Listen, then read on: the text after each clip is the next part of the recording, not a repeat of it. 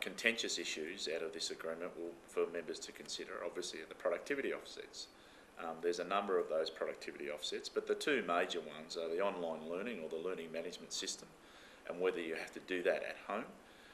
The words in the agreement clearly say access to it both in work time and home time or private time, right, personal time.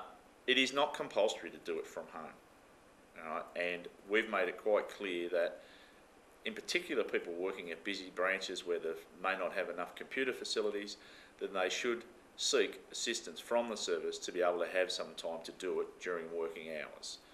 But it is not compulsory and no one's to be disadvantaged if you haven't been able to access the learning management system during work. But no one has to do it from home. Our preference is that you do it from work. The second most contentious issue, obviously, is the overtime change of rate of pay. As you know, currently overtime is paid, all overtime is paid at the rolled-in rates. The new provision will be that voluntary overtime, that's full shift, and recalls to duty will only be paid at double the base rate. Many questions have been asked by members at members' meetings recently. If you were to work an overtime shift under the new provision on a weekend, would you be provided a shift penalty? No, you won't. And the reason for that is that that's the productivity offset, and that is that the services are not paying those average shift penalties to people while they're working overtime shifts moving forward. The shift penalties are still accounted for in your weekly pay as a rolled-in rate of pay, and it's paid for every other purpose except for those two voluntary overtime issues, and that's the recall and the full shift overtime. Steve, many of the members, especially the older ones, are concerned they will spend all their time on days off sitting at a computer at their homes doing online training. How do you respond to that? No, that won't occur because, well, I hope it doesn't occur, and that's not the expectation. This whole online training is about, obviously the ambulance service have an idea that they want to try and get more information and education and training to their employees through the computer system. They're already starting to do that in various ways. There's not the expectation that you spend your days off in front of a computer at home doing work, training and education. The words in the clause in the enterprise agreement talk about access in work time and in personal time, but it's not compulsory that you do it in personal time.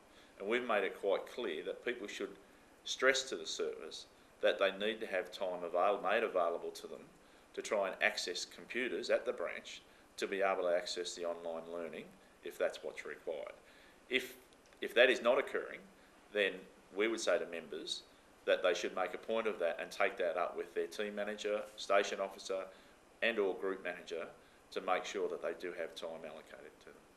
Changes to the reserve allocation in the new EBA, can you explain that to the members? To reserve allocation? Yeah, well, what the service was seeking was additional reserve to be worked by paramedics. They wanted people to work a minimum of 12 weeks.